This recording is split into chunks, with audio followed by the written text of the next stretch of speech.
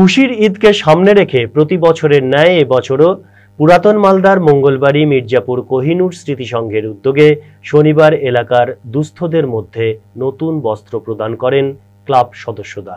এদিনের বস্ত্রদান শিবিরে উপস্থিত ছিলেন পুরাতন মালদা পৌরসভার চেয়ারম্যান কার্তিক ঘোষ, কোহিনুর স্মৃতি সংঘের সভাপতি তথা পুরাতন মালদা পৌরসভার ভাইস চেয়ারম্যান সাফিকুল ইসলাম, প্রাক্তন চেয়ারম্যান তথা কাউন্সিলর বিভূতিভূষণ ঘোষ, প্রাক্তন ভাইস চেয়ারম্যান নবরঞ্জন সিনহা সহ সংশ্লিষ্ট এলাকার মসজিদের ইমাম সহ বিশিষ্ট ব্যক্তিবর্গরা। এদিন এই মঞ্চ থেকে প্রায় 50 জন দুস্থ পুরুষ এবং মহিলাদের হাতে নতুন কাপড় তুলে দেওয়া হয়।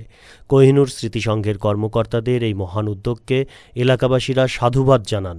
বস্ত্রদান শিবিরে সংগঠনের সভাপতি শফিকুল ইসলাম জানান, পবিত্র ঈদ উপলক্ষে এলাকার দুস্থ মানুষদের পাশে দাঁড়ানোর উদ্দেশ্যেই প্রতি বছর তারা এই আয়োজন করে থাকেন।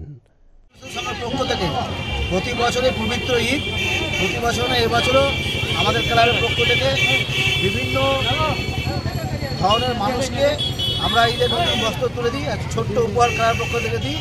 এখানে জাতি ধর্ম নির্বিশেষে যেভাবে প্রতি বছর রমজান মাসে আমরা রমজান ইফতার করাই, ঠিক সেইভাবে এই ঈদের সময় মানুষের মুখে একটু হাসি ফুটিয়ে তোলার জন্য ক্লাবের পক্ষ থেকে আমরা ছোট্ট একটা উপহার ক্লাবের পক্ষ থেকে আমরা তুলে দিলাম এবং মালদাবাসীকে আমাদের ক্লাবের পক্ষ থেকে আমরা অগ্রিম ঈদের শুভেচ্ছা জানাচ্ছি। মালদা টুডে।